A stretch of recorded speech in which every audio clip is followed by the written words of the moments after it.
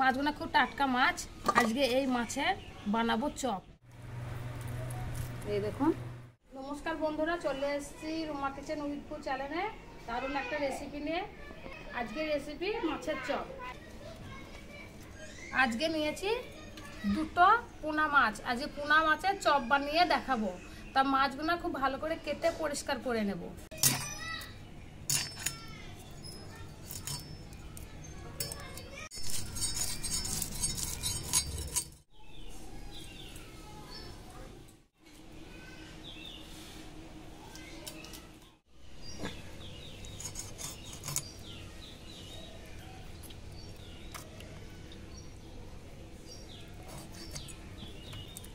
মাছের সম্পূর্ণ নাড়িটা বের করে নিয়েছি। আমি মাছটা কিন্তু এইভাবে গোটাই রেখে দেব। আমি এখানে মাছ দুটো এইভাবে করে কেটে নিয়েছি, খালি মাথাটা বাদ দিয়েছি আর গোটা মাছটাই রেখে দিয়েছি, দুটোই রেখেছি।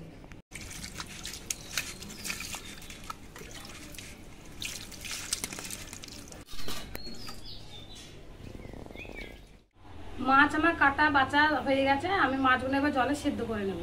কড়াইয়ে দিয়ে দিচ্ছি জল, লবণ দিয়ে দিচ্ছি, হলুদটা ভালো করে একটু নেড়ে দেবো।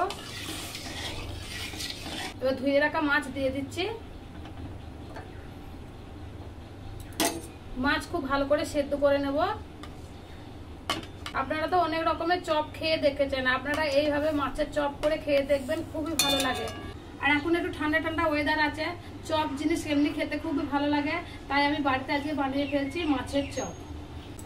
ঢাকা দিয়ে দেবো। ওদিকে মাছটা সিদ্ধ হতে হতে আমি এদিকে বেসনটা গুলে নেব। এখানে নিয়েছি বেসন, খুব ভালো করে চেলে নিয়েছি। দিয়ে দিচ্ছি লবণ, দিয়ে দিচ্ছি হলুদ, দিয়ে দিচ্ছি লঙ্কার গুঁড়ো, দিয়ে দিচ্ছি কালো জিরে। চপে একটু স্বাদ আনার জন্য দিয়ে দিচ্ছি জোয়ান। খুব ভালো করে মিক্স করে নেব। খুব ভালো করে মিক্স করে নিয়েছি। এবার দিয়ে দিচ্ছি জল। মাছ সিদ্ধ হয়ে গেছে, নামিয়ে নেব। সুন্দর করে মাছ সিদ্ধ করে নিয়েছি, থালে তুলে নেব। চপের তরকারি করে নেব। সর্ষের তেল দিয়ে দিচ্ছি। তেল গরম হয়ে গেছে, দিয়ে দিচ্ছি 5 ফোড়ন। 5 ফোড়ন একটু ভাজা ভাজা করে নেব। দিয়ে দিচ্ছি তেলের ওপর হিং। 5 ফোড়ন খুব ভালো করে ভেজে নিয়েছি। দিয়ে দিচ্ছি কেটে রাখা পেঁয়াজ। পেঁয়াজ ভালো করে ভাজা ভাজা করে নেব। মাছ খুব ভালো করে ঠান্ডা করে নিয়েছি, ছাড়িয়ে নেব। মাছের কাঁটাগুলো সব বাদ দিয়ে ফেলে দেবো। এইভাবে ভাজা ভাজা করে নিয়েছি। এখানে মাছের কাঁটা খুব সুন্দর করে ছাড়িয়ে নিয়েছি, দেখতেই পাচ্ছেন একটু কিন্তু কাঁটা নেই। এবার তেলের ওপর দিয়ে দেবো। তেলের ওপর দিয়ে দিচ্ছি। একটু ভেজে নেব, যা আঁশটি গন্ধ যাতে না থাকে। তরকারি হয়ে গেছে।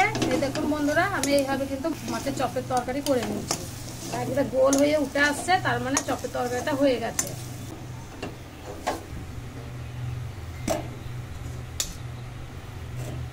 কড়াইয়ে তেল গরম করে নিচ্ছি। একটু হাতে তেল লাগিয়ে নেব। তেল লাগিয়ে নিয়েছি। এবারে চপের তরকারিগুলো গোল গোল করে নেব। আমি এইভাবে করে সব তরকারি গোল করে নেব।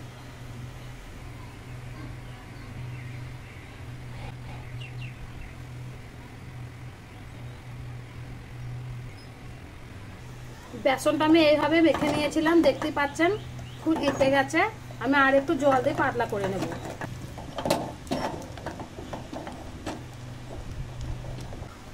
চপ বানাতে গেলে কিন্তু গুলাটা এইভাবে পাতলা করে করতে হবে। খুব যে মোটা করলে হবে না, এইভাবে পাতলা করে তৈরি করতে হবে, তাহলে চপটা কিন্তু খুব সুন্দরভাবে ফুলবে। একটা মাছের তরকারি তুলে নিয়েছি। এবার এই হাতে করে চাপুন দেব। দেখুন হাতে একটু তেল লাগিয়ে নিয়েছি, তাই গোল গোল করে উঠছে। বেসনের গুলার মধ্যে দিয়ে দিচ্ছি। চপ ভেজে নেব।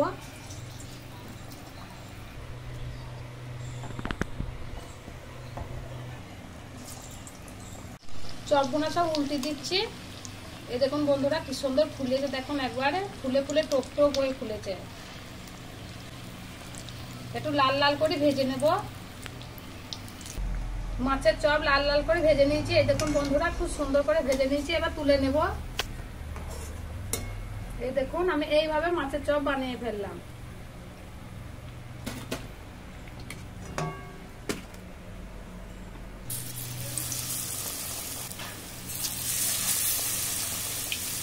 কত সুন্দর টোপ টোপ হয়ে ফুলেছে দেখুন। চপ ভাজা হয়ে গেছে, তুলে নিচ্ছি। এই দেখুন বন্ধুরা, এই দেখুন বন্ধুরা আজকে বাড়িতে বানিয়ে ফেলাম খুব সহজ পদ্ধতিতে অল্প খরচের মধ্যে মাছের চপ। দেখতেই পাচ্ছেন চপগুলো খুব সুন্দরভাবে ফুলেছে। একটা চপও কিন্তু নরম হয়ে যায়নি, সবই কিন্তু মচমচে হয়ে আছে, দারুণ সুন্দর ফুলেছে। দেখুন বন্ধুরা খুব সুন্দর ফুলেছে। আমি আপনাদের একটা ভেঙে দেখাবো। এই দেখুন কত সুন্দর ফুলেছে দেখুন। বন্ধুরা আজকে বানিয়ে ফেললাম মাছের চপ। আজকের ভিডিও এখানেই শেষ করছি, পরবর্তী ভিডিও আবার দেখা হচ্ছে। দারুণ মচমচে হয়েছে।